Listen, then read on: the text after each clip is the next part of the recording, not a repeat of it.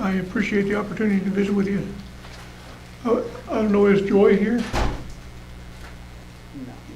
My, Jose is actually working on a different project when he comes from Guatemala and is enlisted on this talk because of his expertise in Spanish. And he did a lot of the translation of the survey that you guys filled out and other material into Spanish. But he doesn't know very much about cows. And I don't know how well he translated things. And I don't know how well he interpreted what I told him. So if he says something that sounds completely absurd, you might want to ask him about it. And we'll review it. But I worked with the people here at the Jornada to look at the economics of producing Romero cattle versus the British crossbreed cattle production in the Chihuahuan Desert. And we used the Jornada as a case study. So it's a sample of one is the problem, right? But the Jornada has more experience with Criollo in the United States and at least the Romero Criollo than anybody else. And so we use the production difference in all the different studies that we talk about. The work that Andreas had done on livestock distribution, the production experience that Alfredo had on the Jornada to incorporate an economic study, an enterprise budget analysis, where you look at the cost and returns and net returns of producing Criollo cattle versus the typical Angus Hereford cross. And Jose's going to go through the presentation for me, and I'm going to stop him. I've got an English version that I can understand here in my hand, so I know where we're at. And I'll chirp in when I got something that I think needs clarification and that I can add. So go ahead there, Jose. Bueno, buenos días, mi nombre es José Mayén, vengo de Guatemala. Sí sé un poco de ganado porque mi papá es veterinario. Entonces, y teníamos unas vaquitas, pero igual nos dedicamos a la lechería y no tanto al destace del ganado. Entonces... Now I need somebody to translate what he said.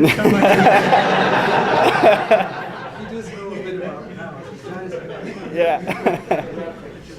He was just playing dumb all along then. Sí, mi español es chapín, así que si digo alguna palabra que no les cuadra, me avisan. Sí, entonces, bueno, chapín es guatemalteco. Chapín, yo soy chapín, así que bueno. Entonces, básicamente esta es la presentación, es una economía y es un comparativo entre el ganado criollo y el ganado británico en el desierto, que básicamente es una combinación que se tiene entre el ganado Angus y el Hereford. Es el ganado que utilizan aquí para hacer el comparativo.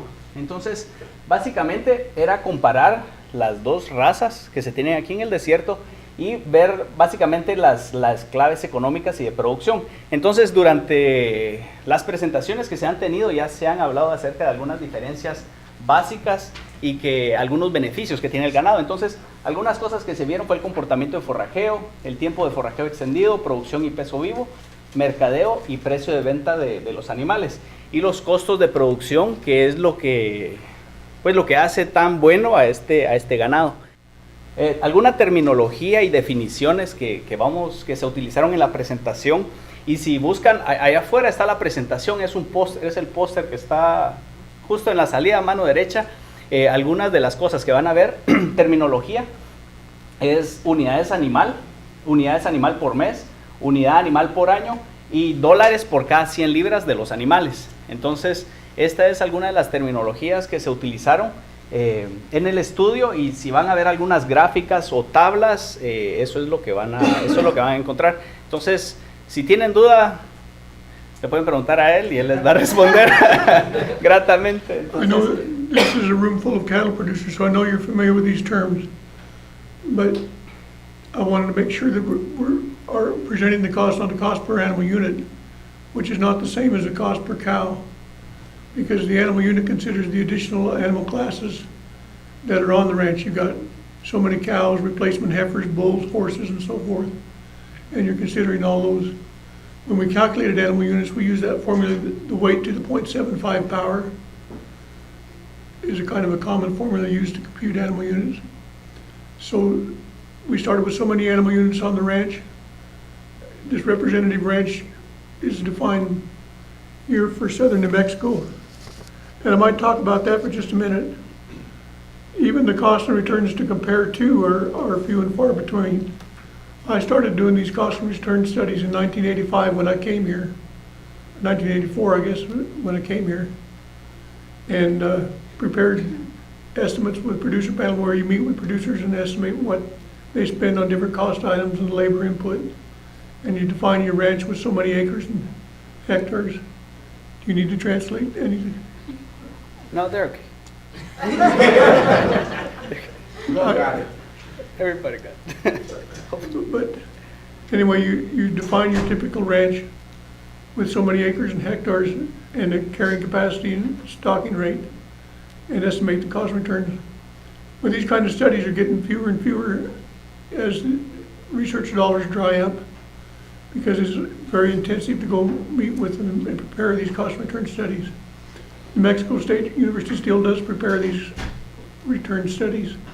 And we also use data from what's called the Standardized Production Analysis, SPA, that's conducted primarily by Texas A&M University, was our main comparison. Ok, algunos de los métodos, los métodos que se utilizaron, es lo que hemos hablado, se utilizaron información acerca de jornada Experimental Range. Este fue un ganado que fue traído de México en el 2005. También el expertise, toda la información que se obtuvo para este estudio en cuanto a mercadeo, a precios y producción del ganado fue información que fue obtenida acerca de jornada Experimental Range. Entonces, se consideraron básicamente dos niveles de capacidad de carga se consideraron dos niveles de capacidad de carga para el ganado y se utilizaron dos escenarios. Entonces, este es un comparativo, solo recuerden que es comparativo entre Angus Hereford y el criollo. Entonces, se consideraron los precios y las capacidades de carga. Entonces, en el primer escenario se aumentó la capacidad de carga de los animales, eran de 150 unidades animal por año, y en el escenario 2 se aumentó un 50% de la capacidad de unidad animal por año. Entonces pasaron de 150 a 226 animales por año. También en el escenario 1 y 2 se consideraron los precios. Entonces, en el primer escenario se consideraron los promedios de precios que se tuvieron del 2009 al 2013. Fueron 5 años para el promedio de venta del ganado. Y en el escenario 2 se utilizaron el récord de precios que se tuvieron en el 2014. Solo un punto importante para este estudio fue que el precio del ganado criollo en pie fue descontado un 20% basado en esta es en la experiencia de comercialización que se tiene con el ganado criollo. So we were considering two different scenarios, varying assumption about carrying capacity. So the ranch was defined to have the carrying capacity to carry 150 animal units for your Angus Hereford herd. And then we considered a situation where with Criollo cattle, you could increase that to 224 animal units, which would be a 50% increase. Listening to the talks this morning, which I thought was very interesting, what I could sort out of it, and hopefully you're sorting more out of my English than I sorted out of the Spanish. But it looks like some of the differences in grazing distribution may not be quite as much from the Mexican studies. But the idea being that Criollo cattle gets to areas of the pasture farther from water and up steeper terrain and grazes forage that goes unused year after year. And because of that, you can graze more AUMs on your ranch. Now, a couple implications for southern New Mexico is southern New Mexico is primarily made up of Bureau of Land Management land, USDI. Their grazing capacity is regulated. So in talking with the BLM office here, they much didn't care what kind of cow you raised. And they seemed like they would be pretty unwilling to allow you to raise more more animal units on their BLM land because you had a smaller cow. So there's implications there for that kind of ranch as to whether you'd have to be in one of those situations where you could increase stocking rate, and you'll see the economic importance of that in what I present in a few minutes. But the grazing studies that we've heard about were an important part of the economic study that we conducted. Mostly it was based on study by Pinelli, wasn't his name, Andreas? And Octavio's. But these were earlier studies than what Andreas and the others were talking about today.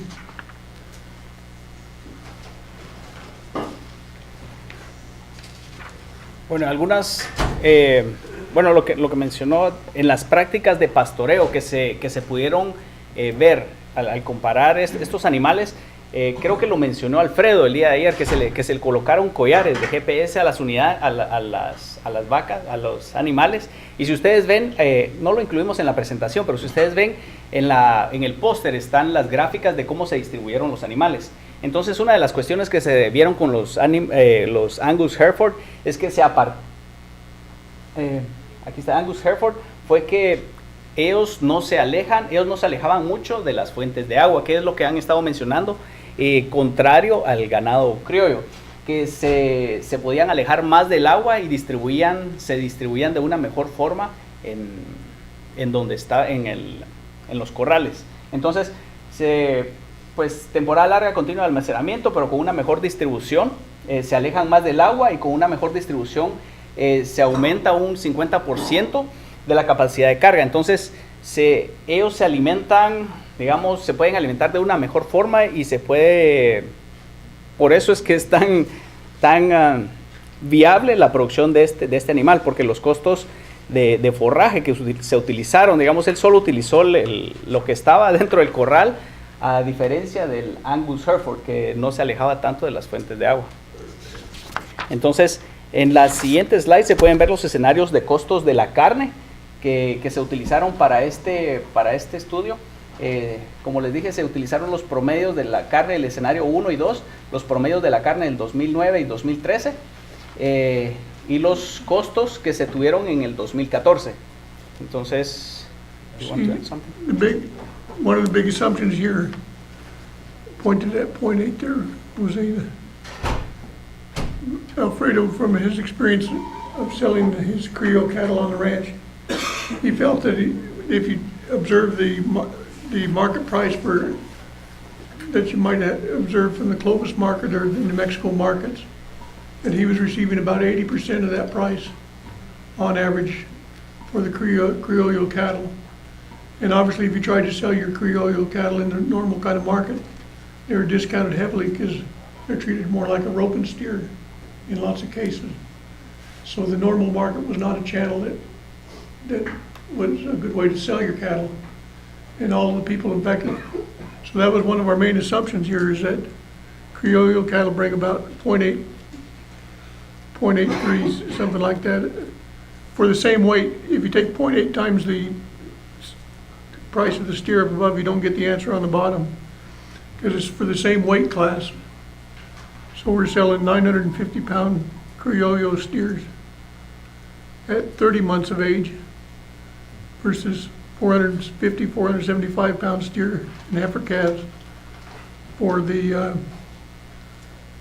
Criollo, or for the Angus Hereford traditionally. Now, one important thing, and one of the limitations in the economic study that limits the economics, is that Alfredo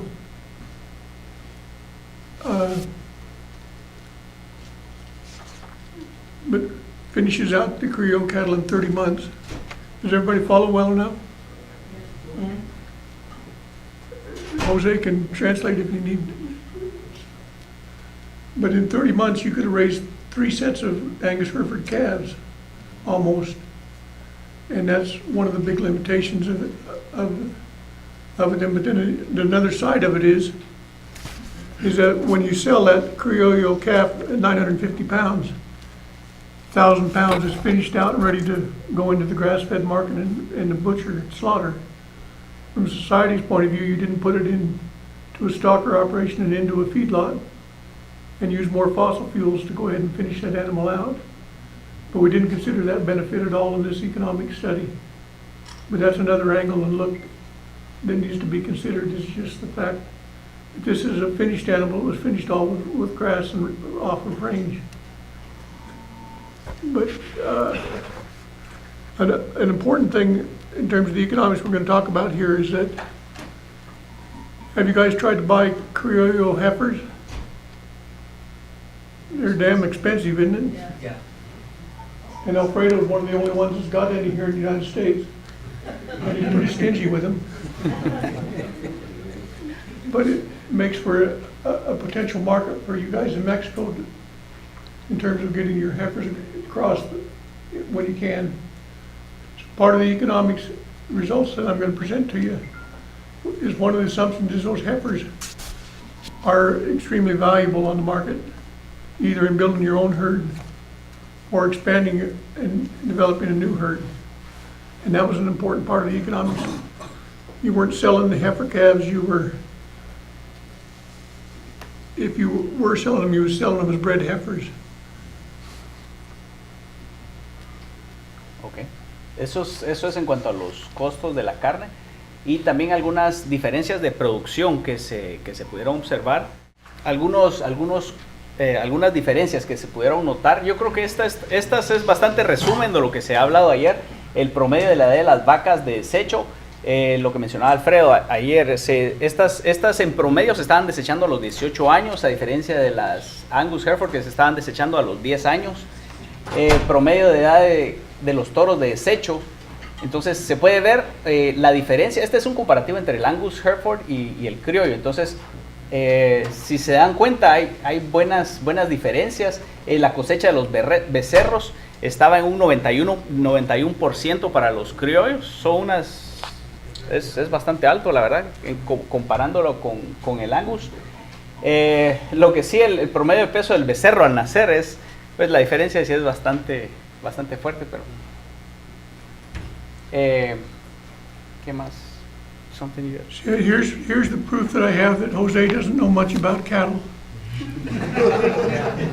In that he thought the cow to bull ratio was the relative weight of the one versus the other, and not how many cows each was breeding.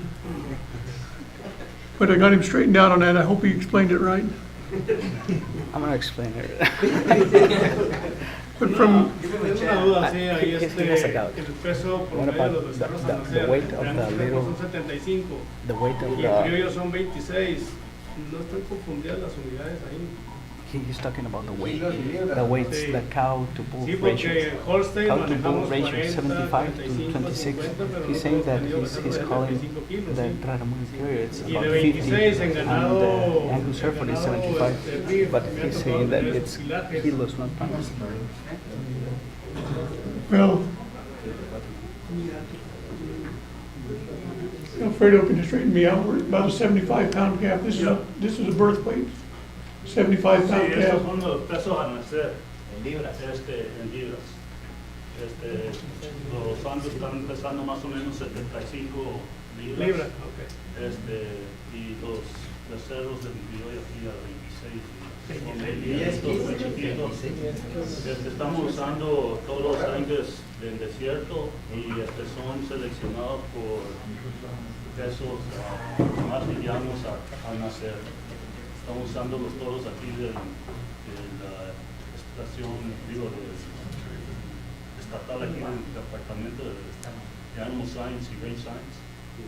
Y estos son los pesos que tenemos, 75 libras en promedio de peso al nacer. So did we conclude I made a mistake or not?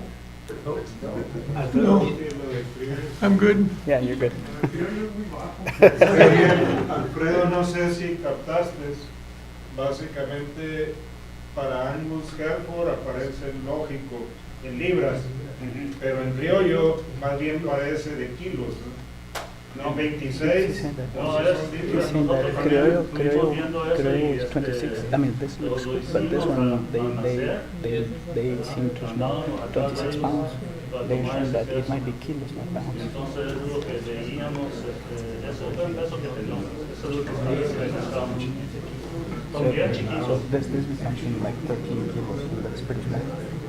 Yeah. The other one that I questioned from what I heard this morning was Alfredo's had very good luck with keeping his cows a lot of years. He's got cows that are over 20, 22 years of age. And he indicated that an average kind of an age for the Criollo is about 18 years. Sounds like in Mexico it's a little less than that. And I'm curious what other producers have experienced on cow age. Oh, there's something. The reason that's important is, you know, it's just like an investment in anything else. You got to replace that cow every once in a while. The less often you replace her, the more investment you've got. Okay. Other questions? Bueno, solo esta en proporción de vaca toro, como me lo explicó, fue muy sencillo. Yo le dije, bueno, entonces un toro es 16 veces más grande que una vaca. Le dije, eso no tiene sentido. Y me dijo, no, pero no te compliques, me dijo. ¿Vos sos casado? Me dijo, sí. Ah, bueno, entonces tu proporción es 1-1. Si fuera 2-1 ya no estuvieras aquí, me dice. Entonces, para mí quedó claro. The other, go back to the slide for just a minute. The cow to bull ratio might be a little high, Octavio. Of course, we're talking small numbers of cows here, not a lot of, but 30-1, from what I heard this morning, might be a little in more rugged terrain. Yeah, they were talking about rugged terrain, 12-1. 12-1, Yeah, but a very rugged terrain. but the Hornados, for the most part, not that rugged, and Alfredo's able to run a lot more cows per bull. And that was the assumption we made in the analysis.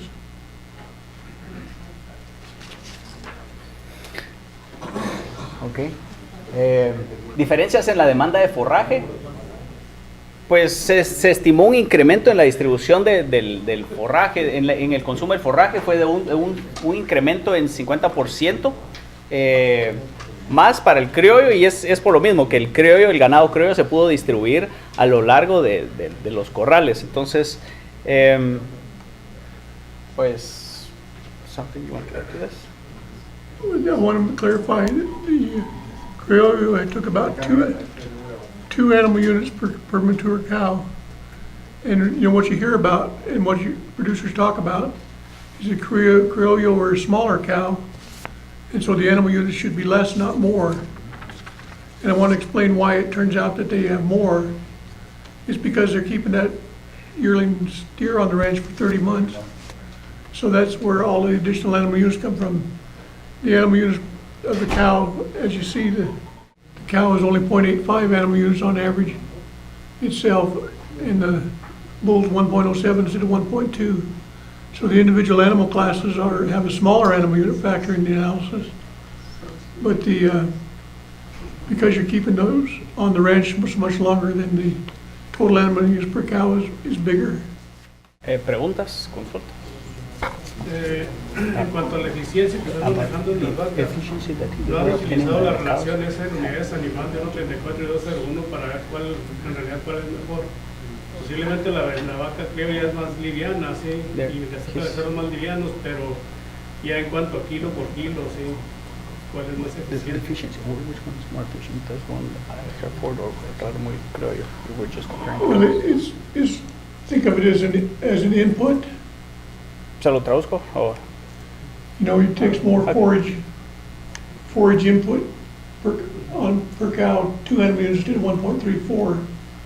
But that forage is going into that growing animal rather than the cow itself. And you're actually feeding out that Criollo steer with those additional animal units. So it's really not a measure of efficiency in that respect, but it's one of forage demand on the ranch where you're allocating your forage to. algunos de los resultados que se obtuvieron de este estudio, más adelante lo vamos a ver en un estudio, vamos a detallar los gastos y de dónde salieron cada una de ellos. Entonces, con los promedios de 150 unidades animal por año, comparativo del Angus Hereford y el criollo, se vio que las ganancias, la diferencia de ganancias que se tuvieron entre el criollo y el Angus Hereford, la diferencia solo era de $1,327. Entonces, para poder hacer para poder obtener, creo que en la próxima gráfica la van a entender un poco más, la cantidad de inversión que se hace al comprar ganado Angus Hereford comparativo al criollo es bastante alto. Entonces, las ganancias que se obtuvieron al ver únicamente 150 unidades, en el Angus se obtuvieron $1,327 más que el criollo. Entonces, lo único que se tuvo que hacer era agregar 17 unidades de ganado criollo para poderlo hacer comparativo a la inversión que se hizo con el Angus Hereford. Entonces, si quieren paso a esta, aquí creo que aquí vamos a ver la diferencia de costos y de dónde se obtuvo la diferencia. Entonces, como lo dijimos, lo más fuerte donde se tiene la diferencia de costos en el Angus Hereford y el criollo es en los costos que este ganado representa. Se tienen costos reducidos en los suplementos, en la medicina, y pues es un ganado que tiene costos de producción mucho más baratos. Entonces, al obtener las ganancias entre el ganado criollo versus el Angus, se puede ver que al aumentar por 17 unidades las criollo, se puede obtener los mismos resultados que se hubieran obtenido al vender ganado Angus Hereford. So the big difference in the cost, as Jose said, was differences in supplemental feed costs. Typical southern New Mexico ranch feeds an awful lot of supplements, protein supplements primarily.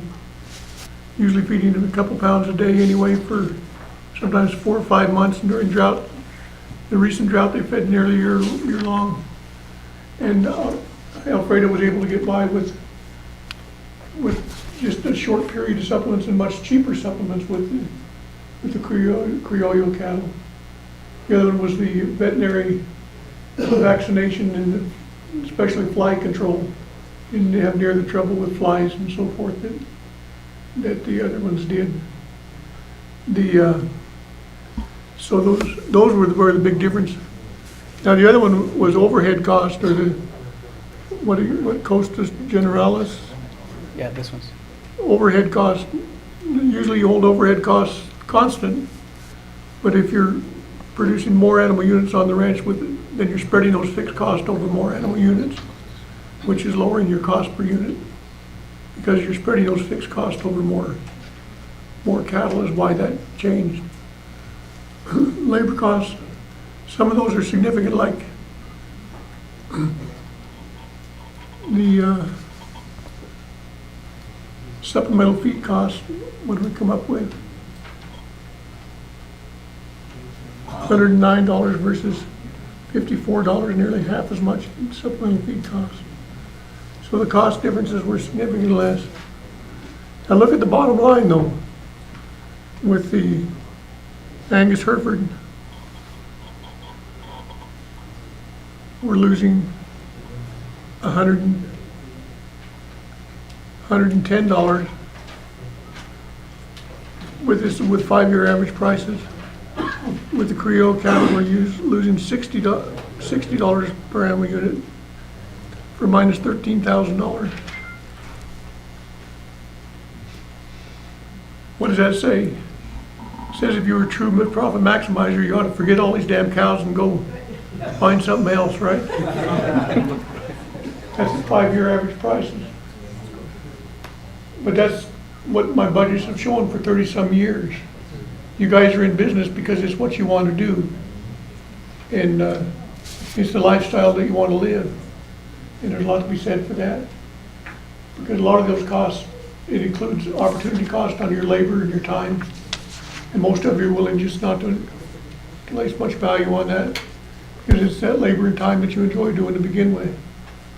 So I'd come up with a negative number. Carlos, that's probably what you guys come up with in Mexico as well, huh, when you do a whole ranch enterprise budget. So don't read too much into that. Now, when you had record 2015 prices, the ranch came up, if you couldn't make money in 2015, you couldn't make money in ranching. I think it made about 24,000. This is only 150 animal units, which is about 100 cows, something like that. Question? Yeah, why didn't you leave some steers in the Angus Hereford so you really could compare? I mean, even if you gotta sell them earlier, because the steers will take some grass and some part of the ranch. They will sell higher, of course. Once you sell your calves, as you were saying, they are 7 months, somebody else got to graze them. Uh-huh. So if you could have leave the steers, maybe you will have less animal units. Well- And then it will be a good comparison, because you're leaving the Criollo steers for 30 months. And also you are increasing your animal unit amount. Well, I think there are really two reasons why we did that.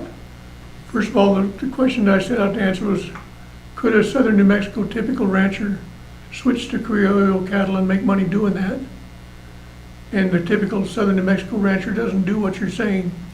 They sell 475-pound calves and 400. So part of it was the objective of what I set out to study.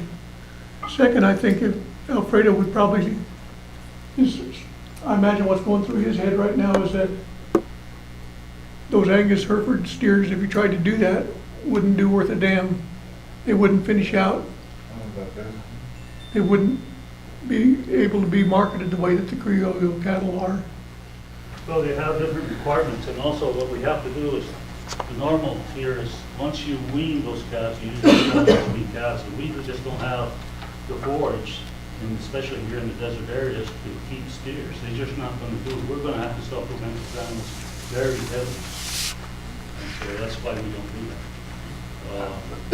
General practice with the cow-calf operation is not going into grower operations. You usually send those growers into others, in spring pastures or better pastures where you have grass. But here in the desert, you're not going to try to grow out steer. Okay, but then if you don't leave your Criollo steers, No, you the have Criollos- more cows, Well, you're gonna have a 20%, if you sell them as calves. Well, we don't have the same situation with the Criollo because the Criollo don't have that requirement. And so I can put those Criollo out in the desert and I don't have to feed them. They can go out there, and that's what we're proving right now, that they really utilize all the shrubs, and it's not only grass that they eat, so they have a lot more forage available and high protein content, eating the weeds and that other plants. And so we can do that and keep them, and we can do the grower operation in the desert. Okay, I got that, but in order to be a fair comparison to me, is sell your Criollo steers also early. I don't know, maybe not at We 7 won't months, get it. maybe at one year, 12 months, maybe as a rodeo, or somebody else getting 20% less, but then you have lots more cows, and then you have lots more steers. With that 90% pregnancy test or calving percentage, then you will have lots more steers sold early that maybe can make up for the 20% decrease on price. I mean, and that will be more a fair comparison study. I think though the discount, if you're trying to sell a 400-pound Criollo steer, the discount's gonna be much more severe because there's Yeah. really no market for No, we're not gonna get any price for it. We're not gonna get any. They've gotta be finished out before they're marketable. They're weighing 325 pounds. And we used to sell a lot of number 3 rodeos for United States. No, All depends in the year, but sometimes they want light rodeos so they can road them also here. no, Maybe we're not, cheaper. our interest is not really to come up with what we steer. We're really going into trying to show that we can grow out these animals on very poor land, poor forage, And that's what we're really trying to do. We're not really trying to go into the rodeo operation. I mean, we're not even considering that. And so what we want to do is use our land, draw an animal that's going to gain weight later in life, and so that we can sell them as finished steer. We do the cow calf, the grower, and the finishing all in the range and on desert range. And that's really something very different from what you see anywhere. And so we're trying to get our experience doing that. We don't know if we're going to succeed. So far we have succeeded, but this is an experiment. And so that's why we're doing it. But we're not a commercial operation. We're really an experimental ranch. And that's what we're really trying to do. We're trying to show different alternatives, but at the same time with some type of goal in front of us. And our goal right now is to really produce an animal that's efficient in the desert. We're not really trying to do a commercial operation. I think to make the comparison that you'd like to see where you're talking about comparing apples to apples, the best way to probably do that would be to consider the additional cost of taking that Angus Hereford 450-pound calf and putting it through the stocker operation. What did that cost? What did the feedlot cost? And when that animal was at marketable weight, what did you spend in total on that? No, the cost of supplements on grass. Once I was stopped in Mexico with 500 rodeo steers. The president of Mexico closed the border. That was back in 1978. And I didn't know what to do with my steers. They didn't were worth nothing in Mexico. So then I opened a feedlot. I had to sell all my cows, pay the bank because I had money loan. And I got a new loan to open a feedlot operation.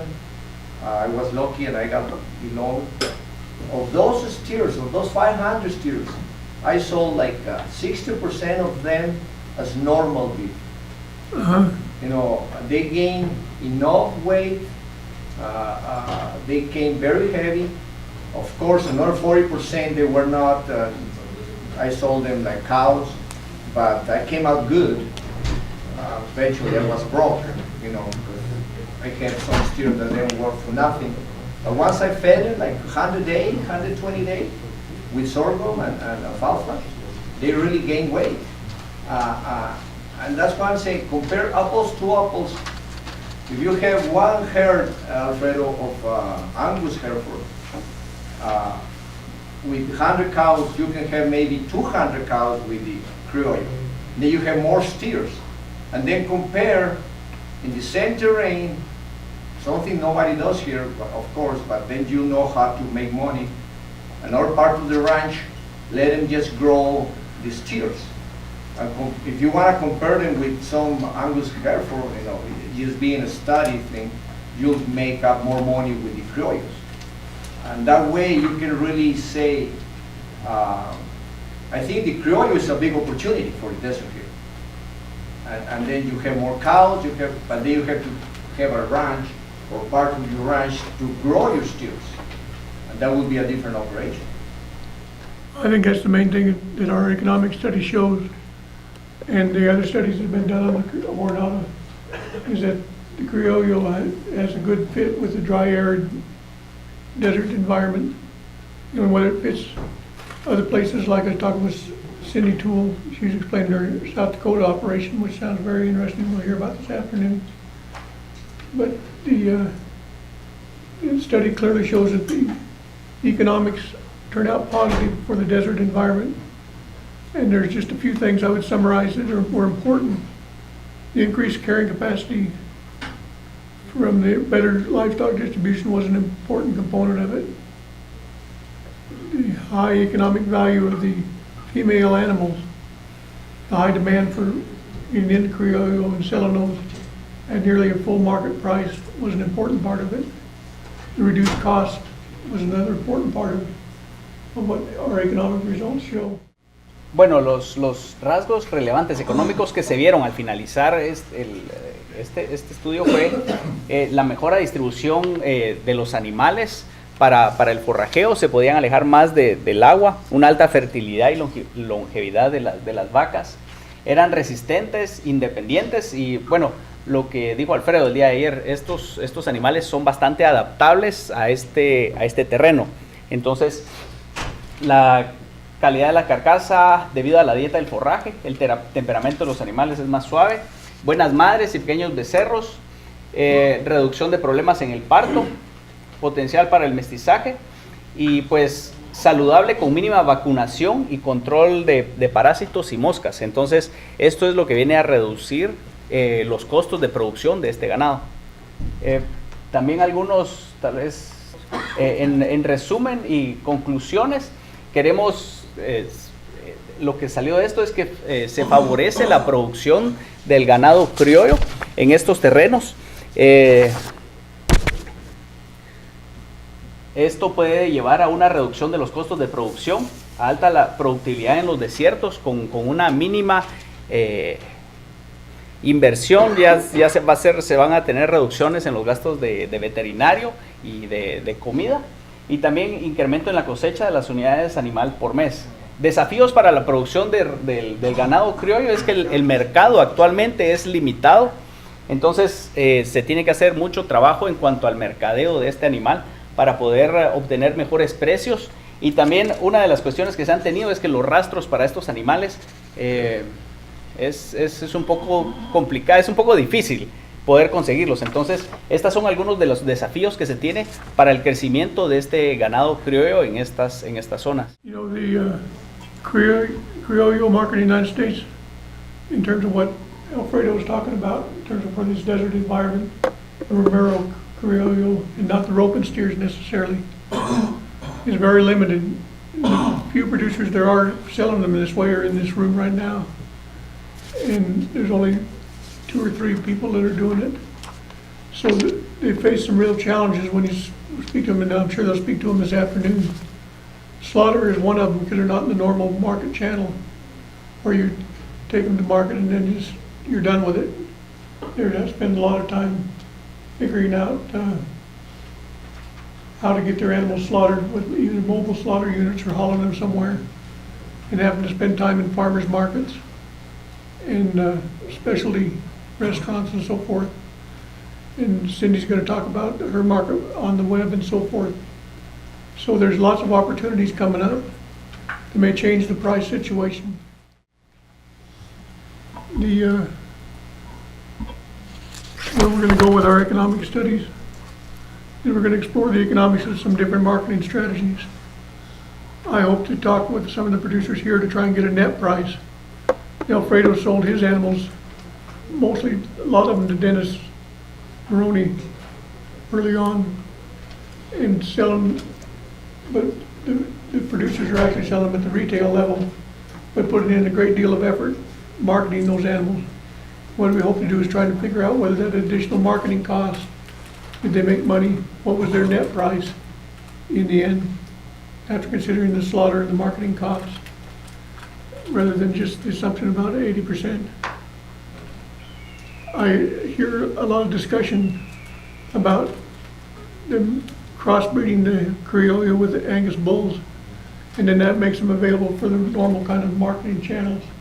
And we'll do economic studies on that when that comes along, of actually just the crossbreeding alternative we heard about. We're interested in knowing what the production cost is per kilogram. And there's other markets like the Hispanic meat market that Octavio or Alfredo was interested in exploring, and plan to work on economic studies along the way doing that. Any other questions that you have? No sé, yo quisiera comentar, no sé si le puedes traducir ahí, José. He would like to comment. Pero volviendo That going back a lo que to what preguntaba he Raúl, was ¿no? asking, Y es en la forma in the way en que that nosotros lo we estamos are, pensando. we are Ahí thinking cuestionaba about la it. parte He del was questioning cruzamiento. the thing about A veces crossing the animals. queremos en una sola zona, ¿verdad? Con un solo tipo de recursos abarcar toda la parte de la cadena.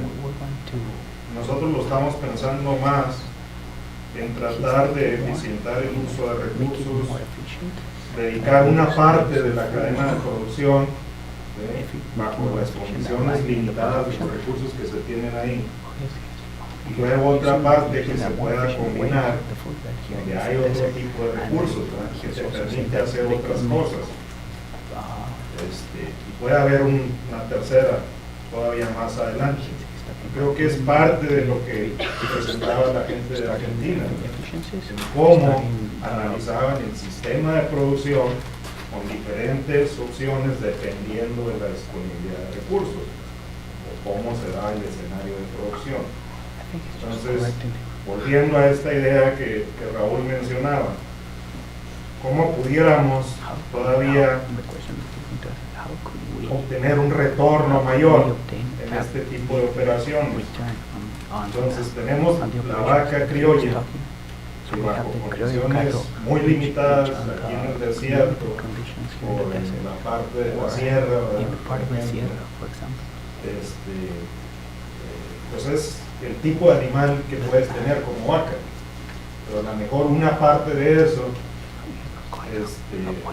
lo dejas para seguir produciendo la misma raza criolla y seguir produciendo ese tipo de vaca, pero otra parte puedes complementarlo con algo que te dé más producción. Y esa es la idea de la parte del Angus: mantener la calidad, pero a lo mejor obtener un animal más productivo que le pueda sacar más provecho con una condición un poco diferente. En el caso de nosotros, estoy pensando en la parte de la sierra, la parte del desierto, pero luego ¿qué está pasando con esa parte de Cuauhtémoc, por ejemplo, agrícola, donde se está agotando el recurso del agua que se le está dedicando prácticamente al maíz? Va a llegar un punto en que eso no es sostenible. ¿Qué hizo la gente del área de Texas, ¿no? Donde cambiaron, en lugar de maíz, a producir zacates y a producir carne? Ya estás combinando diferentes cosas ahí a nivel regional, te permite tener un sistema que al final de cuentas te produce más alimento, que es lo que buscamos, y a un mejor precio, o mejor costo. Algo así más o menos es en lo que estamos pensando. Y en este caso, si nosotros pensamos en mandar algo de estos animales a engorda, igual que el tipo europeo, no va a competir, y es lo que mostró ahí Iván.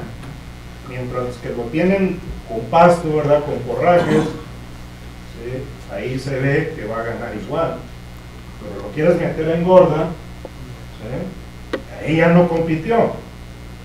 Entonces ahí quizás en estas cosas hay que pensar en que si quieres entrar en esos otros mercados, pues vas a tener que buscar el punto óptimo que lo vas a desarrollar en base a forraje, lo más barato que se pueda, y luego cuál es la parte óptima, ¿sí?, donde lo metes a un finalizado.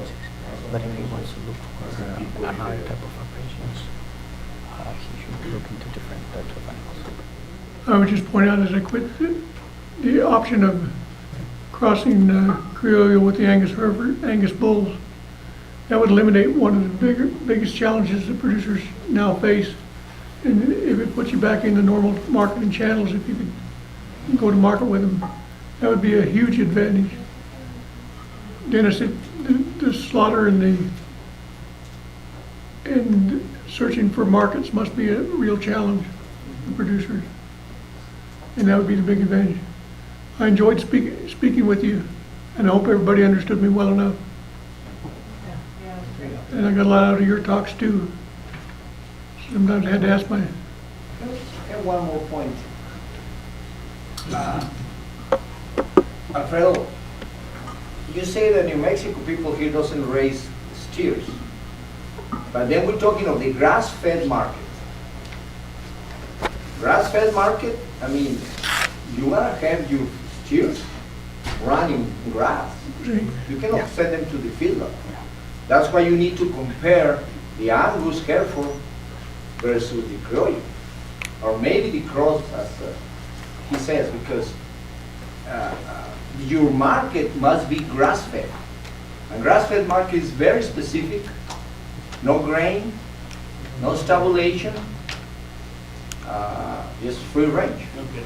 I think we're going to talk about that this afternoon. We're going in that, we did something else this year.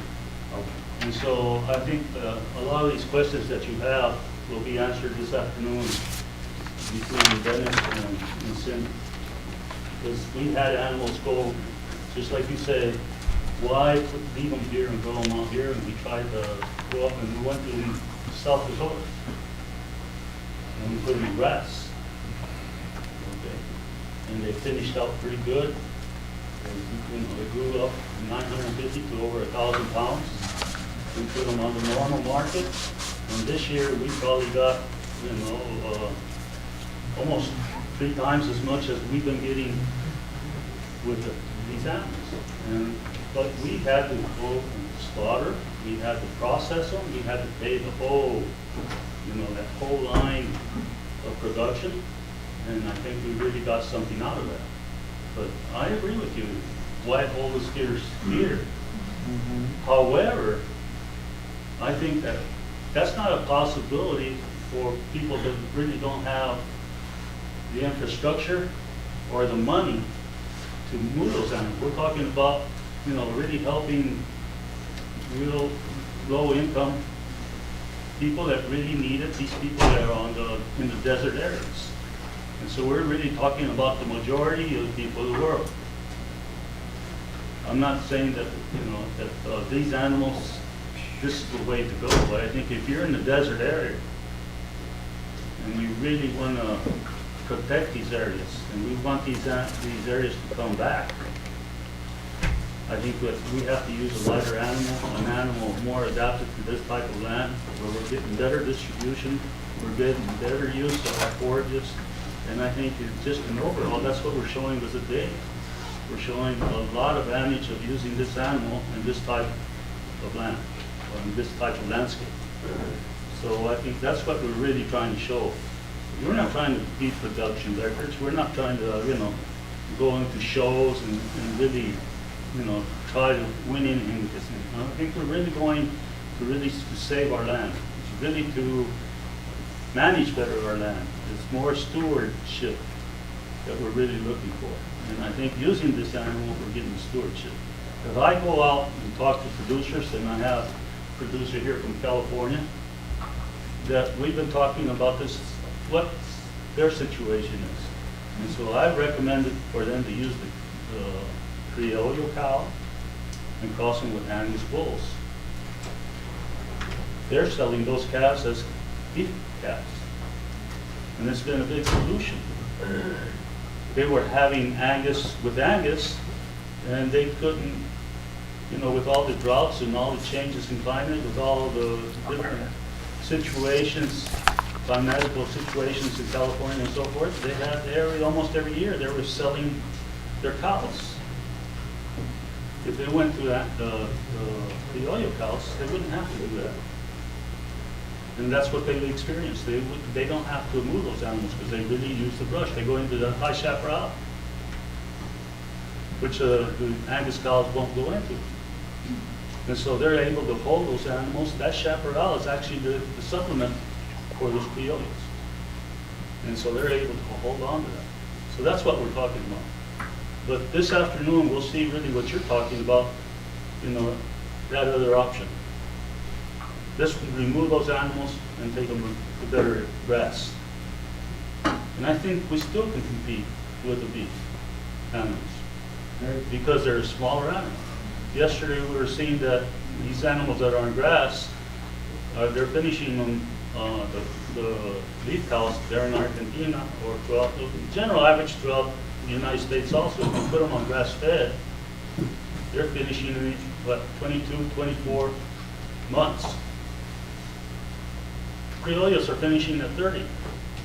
But how much did we really put into it? Nothing. And they're a smaller animal, and they finished a lot quicker, I think. And that's what we're going to show this afternoon. So there are other alternatives. But I think that we really want to stick to really showing what this animal can do in this situation without doing all that type of movement. Otra opción que se puede analizar en esto es el enfoque de producción de carne por unidad de superficie, libras por acre o kilos por hectárea. Por los datos que hemos estado viendo, el ganado creo yo hace una mejor utilización del terreno, se distribuye mejor. ¿Sí? Entonces ahí, porque a la hora que vamos a comprar un rancho nos lo venden en dólares por hectárea o sea, ¿verdad? Entonces analizar la información en ese sentido y agregarle la parte de qué deterioro está haciendo el ganado británico en áreas de castigo, en la cuestión del deterioro del pastizal, de la erosión del suelo, de todos esos otros recursos que se tienen que contabilizar. Entonces, no tanto que muchos kilos, sino cuántos por hectárea y cuánto costaron. Y eso es lo que queremos llevar ahora con el segundo estudio. Pero es un paso poquito a poquito. Puede ser más una situación en la jornada, no es una cosa general. Es un estudio allí local. Es nuestra experiencia. No es que ustedes van a tener los mismos resultados tampoco. Es que no estamos generalizando. Entonces creo que sí hay más lugar para hacer investigación y justamente por eso los invitamos. Queremos hacer ese tipo de estudio y con ustedes para generalizar y ver las opciones, tener distintas ideas, porque esto todo lo que se presentó aquí es nuestra situación. No estoy tratando de comparar y decir otras cosas. Solamente quiero presentar Sí, porque por ejemplo el interés de algunas personas aquí ya se levantó, es de tengo ciertas áreas del rancho que no se están utilizando con el ganado que tengo. Entonces, creo yo puede ser una respuesta para cosechar ese forraje y producir carnes. Estamos dando opciones y probando con estos datos que podemos considerar. Entonces tenemos que estudiar, no hay nada aquí hecho. Estamos hablando, siempre estamos hablando, pero no tenemos datos. Y tenemos que tener esos datos para poder comenzar a decir, así es. Ya cuando lleguemos a ese estado y tengamos más resultados y más publicaciones, entonces ya podemos afinar las cosas, ¿verdad? Y en realidad hacer recomendaciones. Pero ahorita estamos abiertos a cualquier idea o cualquier propuesta que tengan. It's easy to compute, Carlos, it's just a matter of just dividing by something else. Computing dollar per hectare would be real easy to do, obviously. We could compute that very easily by just dividing by the number of hectares on the ranch. You know, to present the information the way you're saying, it's a good idea.